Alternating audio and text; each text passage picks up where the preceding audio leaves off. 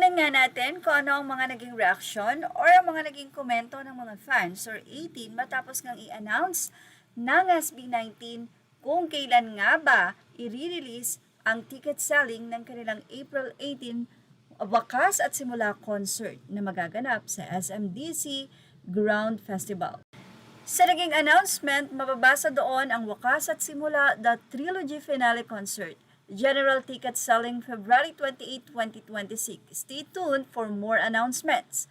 Global fun packages, ticket, pre-selling, and seat map. So dito na nga makikita ang arrangement sa nasabi nga pong seat sa darating na concert ng SB19. Well, ano nga ba ang masasay ng 18? Say nila, I can't breathe. I can't breathe. Same cups. Binasa ko with still voice. Same, ha ha ha. Pag madami talagang mag-uunahan sa ticket selling, hindi ka talaga makakahinga sa kaba. Nakaka-Stel vibe, ha ha ha, naririnig ko si Stel. O to the M to the G.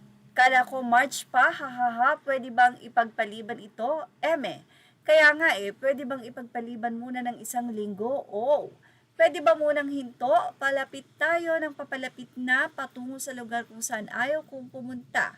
Makipagbalyahan with fellow 18. Actually, marami po talaga ang kinabahan ng mga 18 matapos ng ilapag ito ng SB19 Facebook page. Sa ipa ng ilan, malalang poksaan to, wala munang caps, ha ha ha.